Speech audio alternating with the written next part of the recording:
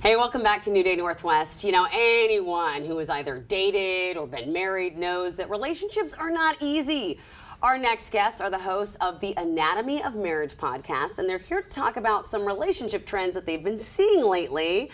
Seth and Melanie Studley are on the couch with me. Thank you and good morning to both of you. Good morning. Thank you for having us. This is perfect timing. You just saw our kids earlier, and you know that's hard too. But overall, a trend you're seeing lately is hesidating. Yeah. What's hesitating? It's a combination of being hesitant to date again, and then this other term, FODA, like FOMO, like fear of missing out, fear of dating again, which is really interesting. And I think it comes from COVID and people like wanting to get back out but not knowing how to be social again, and there's all kinds of things going on with that. That's true. I think like a lot of people forgot how to like socialize or tell stories or jokes. Overall, it was just, you know, human interaction. That's really interesting. So how does someone who's hesitating get through that? Well, my advice as a marriage and family therapist, I like vulnerability, right? And when you're vulnerable with someone, you invite them to speak about who they really are, right? And so it's like, okay, don't share too much, but at least put yourself out there, and usually you will get what you want back, if that makes sense. Yeah, absolutely. I think that people are hesitant to date. Again, there's so many different things going on in the world, so many crazy things happening, and we just need to put ourselves out there. There's nothing more to say than like get out there, say something, say hi, meet people, get on groups, all of that jazz. Yeah. The next trend that you guys have seen, which I think is kind of actually pretty smart, dry dating, no alcohol. Yeah. Yeah, that's a whole movement too, because people are just tired of like drinking a ton of drinks, like waking up, not remember what's going on, and then not really having a real relationship without the alcohol. So when we take that out, we're like, oh, I'm getting to know myself a little bit better, and then getting to know their partner a little bit better too. That's what I say. I think people really want authenticity. They don't want to be, you know, inebriated or dampened or whatever that looks like when you're drinking. So I love this approach of like saying, hey, who are you really? What do we really like? Let's get to know each other on a deeper level, like right out of the gate. I think that's a good advice for couples who've been together for a while. Because how often do you share a glass of wine or a bottle with your significant other? But just taking that apart, taking that away, I mean, I think that's interesting. One thing you see is just a simple idea of really getting to know a person before you start dating them.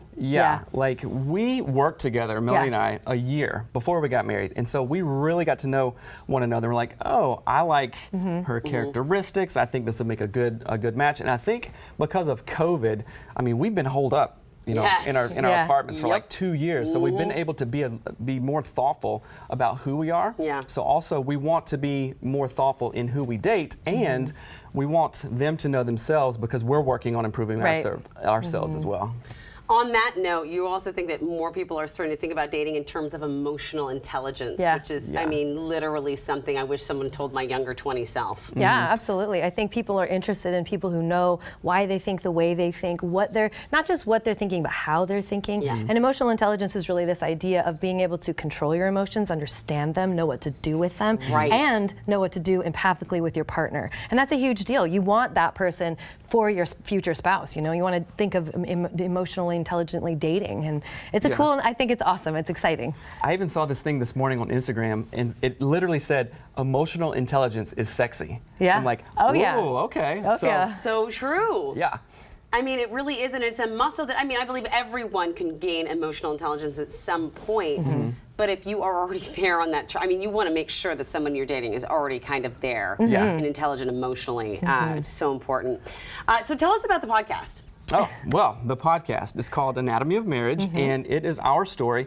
As a licensed marriage and family therapist, we went through a really hard time, and I mean a really hard time. Like, okay, we're calling it quits. Really? But we worked through it. We recorded our arguments, put it all out there. Yeah, and we examined why was our marriage failing? He was a marriage and family therapist at the time. We had just given birth to our second son, and it was so bad, I literally gave him a black eye. And we were trying to find resources, and everything just felt so vanilla. And like, where's the book for the chick who gave her husband a black eye but doesn't want a divorce? Like, where's the book for that? And so we went out and created the podcast as a way to like help other couples who looked more like us, and to really talk about the serious stuff, because we would run into trying to interview professional professionals in this field who wouldn't talk about things. They were like, oh, we don't talk about that. Let's move on to the next question. You're like, how do you not talk about this? How do you not stuff? talk about, you're just talking about spousal abuse I know, here. I mean, that's just know. something, and congrats to your vulnerability and your bravery for sharing that. Yeah. Because you open yourself up to judgment with that. Absolutely. But I love that you're doing that just so you can help other people, because all y'all know out there, we've all had a fight that you don't want anybody to see. Right. Yeah. You know what I'm saying?